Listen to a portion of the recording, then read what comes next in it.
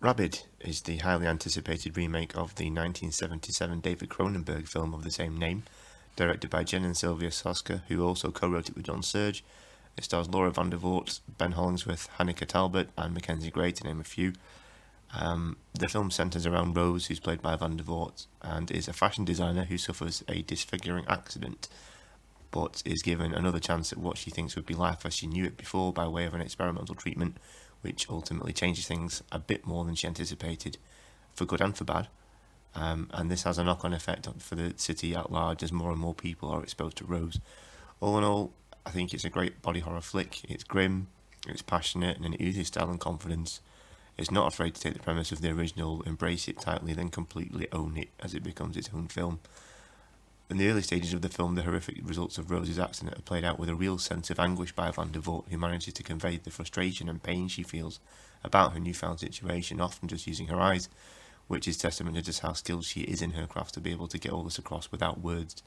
We see Rose evolve throughout the film, and becoming a very different place to where she was at the beginning, which I won't spoil, but Vandervoort's performance manages to capture every nuance along Rose's journey. There's great support from the likes of Hollingsworth and Gray, and I want to give them their due, but what stood out to me was I really enjoyed Hanneke Talbot's performance as Rose's best friend Chelsea. The dialogue she's given is a big plus, but she plays the role with such a degree of charm and sincerity I ended up really caring for her, which made the film all the more affecting as it went on. She doesn't feel like the stereotypical best friend character that often gets shoehorned into films just to make the lead more relatable. For all her aloofness, she's genuinely likeable, providing some humour amid the horror, and characters like her can often end up feeling two-dimensional and frankly a bit annoying, but not so here. There's also a fun appearance by Phil Brooks, aka CM Punk. Whether or not you're a fan of the guy, you can't deny that he is one of the best when it comes to making you hate a character, and he uses that knack to great effect here. Tristan Risk, who was so good in American Mary, also appears again in not one, not two, but three roles. Again, I won't spoil any of these, but one of the roles in particular is a genuine spectacle to behold when you see it. The film has many incredible practical effects and prosthetics, particularly for Rose, and which were so good actually that the directors were temporarily banned from Twitter after they shared some of the promo images of the prosthetics, which I gather someone reported, and then they were taken down and their account got banned. They're back now though, so check them out. Go and find the Soska sisters on Twitter to cover their exploits. If you're a fan of practical effects over CGI, and let's face it, who isn't, then you will appreciate the artistry behind what you see here. The effects really speak for themselves. They look nasty, painful, uncomfortable, alien, and jaw-dropping all at once, and outstanding practical effects like this are a necessity for the type of body horror explored here. Another aspect of body horror, though, is the effect that transformation has on someone. And Rabid explores how it feels when something has happened to your body and the knowing that your life has changed forever as a result. It does this on more than one occasion throughout the film, and it's quite terrifyingly depicts the crushing hopelessness of not being in control of that one thing that you should truly own. Your body becoming, or not working the way that it should, is something that's on everyone's mind, and it makes the unfolding story all the more relatable, and therefore all the more horrifying. I don't want to introduce too many comparisons to the original.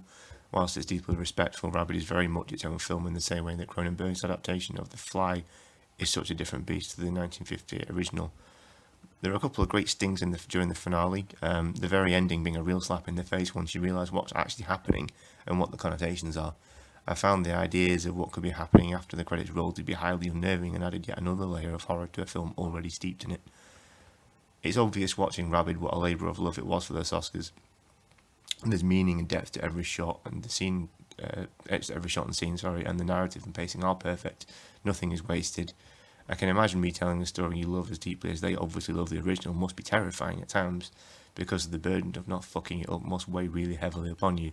But if that was the case, it certainly doesn't show. This production exudes the confidence that comes with them being masters of their craft. Rabid is currently on the festival circuit, so just check your local horror festival listing to see if it's been screened near you. I know it's coming to Manchester, UK, part of Grimfest in October. It's also been released, I think either late September or early October on physical media as well, at least in the UK. I'm not sure about other parts of the world, so do check it out.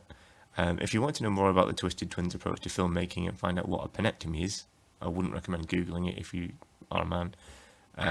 Check out their guest episode of the series The Core on Shudder, I just started watching the series, and their episode, as with all the others, offers some interesting insights into the process of making a horror film, and it's funny. So until next time, take care, and I hope you enjoy the film.